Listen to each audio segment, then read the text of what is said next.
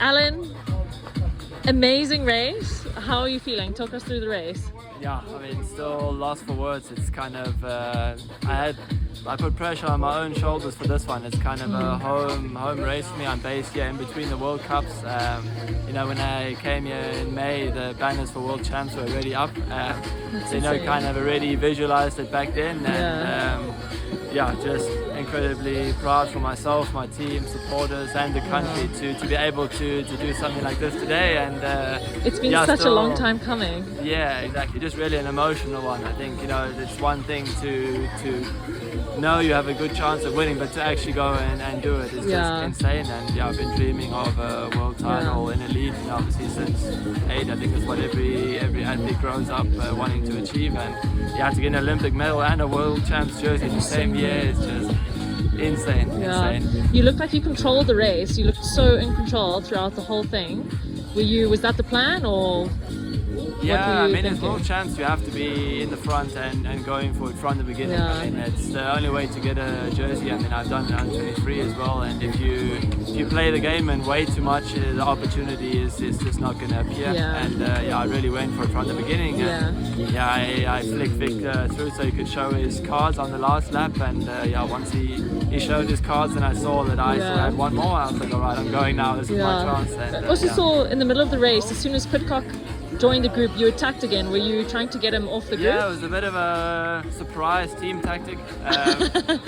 Charlie did a proper lap before that, and I wasn't quite sure what he was up to, but he had his own plan that worked out quite well. And yeah, he made it hard for that lap, just so that Tom had to really work to get to us. And then when he got to us, he looked at me and said, all right, now you need to go.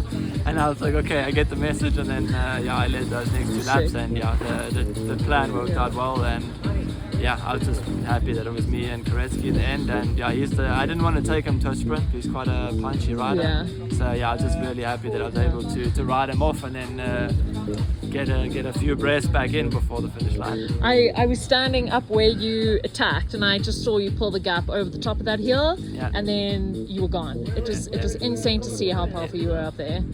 And how was the course? It's not such a technical course, eh? It's quite flowy. It is like more natural. Yeah, it's super natural, and like in the beginning of the week it was fairly easy, but once you put all the riders through, the course blows to bits and it gets really rough, and there's a lot of rocks in the dust. And if it would have rained, all those roots, I've gone down here in the wet, so I mean, I was happy that it stayed dry. For sure. And then pushing the race forward, did that impact your preparation or attitude at all? Or? Just have to adjust. I think that's where the South African thing came through. You know, just we build different. Adapt. We just adapt and we go. And I think that paid off today. I mean, the team adjusted the plan and we just ran the same protocols we always do. And yeah, we raced. I mean, it was 1 lap shorter. I mean, I prefer a longer race. Okay. So I think it suited Koretsky quite well. I had a shorter one, and I was a bit nervous on that. And didn't seem to hinder you at all. Yeah, exactly. So yeah, I was happy I had the punch in the end. Well done, dude. That was insane to watch. Yeah, thanks.